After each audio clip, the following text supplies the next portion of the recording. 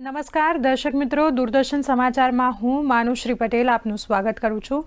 દર્શક મિત્રો, આ મિડ ડે ન્યૂઝ બુલેટિનમાં આજે આપણે રાષ્ટ્રીય સમાચારમાં જોઈશું કે રાજસ્થાન અને તેલંગાણામાં મોટા બે માર્ગ અકસ્માત થયા છે, જેમાં મૃત્યુઆંક ઘણો મોટો છે।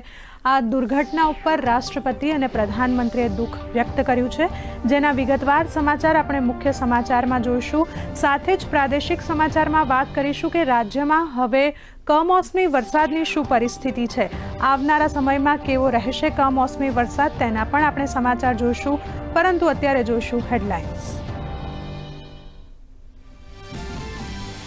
રાષ્ટ્રપતિ દ્રૌપદી મુર્મુએ ઉત્તરાખંડમાં વિધાનસભાના વિશેષ સત્રને કર્યું સંબોધન। રાજ્યમાં સમાન નાગરિકતા લાગુ કરવા આપ્યા અભિનંદન। વિધાનસભાને ગણાવ્યું બંધારણનું અવિભાજ્ય અંગ।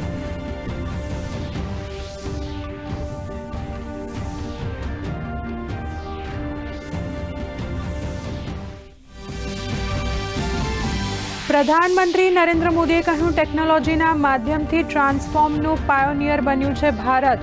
પીએમએ ખાનગી ક્ષેત્રને સંશોધન અને વિકાસને પ્રોત્સાહન આપવા પર મૂક્યો ભાર, તો 1 લાખ કરોડના રિસર્ચ ફંડનો કરાવ્યો પ્રારંભ। દિલ્હીમાં આજથી emerging science and technology innovation conclave 2025નો પ્રારંભ।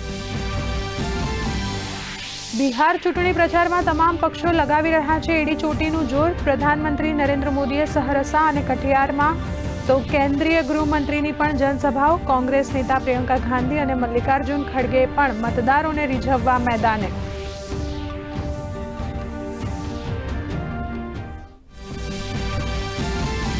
તેલંગાણાના રંગારેડ્ડીમાં ભયાનક માર્ગ અકસ્માત। બસ અને ડમ્પર વચ્ચે ટક્કરમાં 21 લોકોના મૃત્યુ, અનેક લોકો ઘાયલ। રાષ્ટ્રપતિ પ્રધાનમંત્રીએ વ્યક્ત કર્યું દુઃખ। પીડિતો માટે 2 લાખના સહાયની કરી જાહેરાત। રાજ્યમાં ચાલી રહેલ રેલવેના વિવિધ પ્રોજેક્ટ મુદ્દે કેન્દ્રીય રેલવે મંત્રી અશ્વિની વૈષ્ણવ અને મુખ્યમંત્રી ભૂપેન્દ્ર પટેલ વચ્ચે બેઠકમાં બુલેટ ટ્રેન પ્રોજેક્ટ અને સેમિકન્ડક્ટર મેન્યુફેક્ચરિંગ જેવા વિવિધ મુદ્દે કરાઈ ચર્ચા। રેલવે મંત્રીએ કહ્યું, આવનારા સમયમાં ધોલેરા બનશે હાઈટેક મેન્યુફેક્ચરિંગનું મોટું હબ। મુખ્યમંત્રીની અધ્યક્ષતામાં કૃષિ સર્વે સમીક્ષા બેઠક। અધિકારીઓએ સર્વેની હાલની સ્થિતિ અને કામગીરી અંગે આપી માહિતી।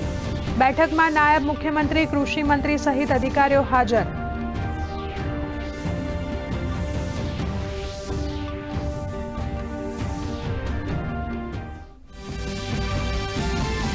રાજ્યમાં આવતીકાલથી શરૂ થતી એસઆઈઆરની કામગીરી મુદ્દે ગાંધીનગરમાં આજે ભાજપાની કાર્યશાળા।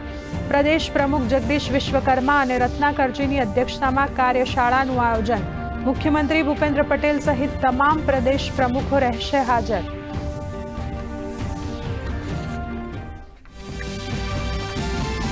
અરબી સમુદ્રમાં બનેલી સિસ્ટમ નબળી પડતા રાજ્યમાં ઘટશે વરસાદનું જોર। દ્વારકા, પોરબંદર, ભાવનગર, કચ્છ, સાબરકાંઠા, અરવલ્લી અને મહીસાગરમાં હળવા વરસાદની આગાહી। સાબરકાંઠા, અરવલ્લી સહિત ઉત્તર ગુજરાતમાં સવારથી વરસાદી ઝાપટા।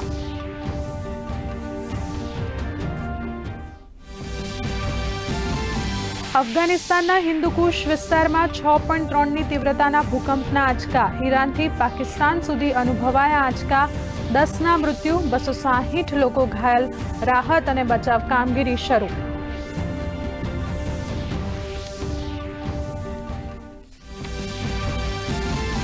અને ભારતની દીકરીઓએ રચ્યો ઇતિહાસ। 52 વર્ષમાં પહેલીવાર ક્રિકેટ વર્લ્ડ કપનો મેળવ્યો ખિતાબ। શેફાલી વર્મા બની પ્લેયર ઓફ ધ મેચ। રાષ્ટ્રપતિ, ઉપરાષ્ટ્રપતિ અને પ્રધાનમંત્રીએ પાઠવી શુભકામનાઓ। તો દેશ સહિત રાજ્યભરમાં ઠેર ઠેર જીતની ઉજવણીના દ્રશ્યો।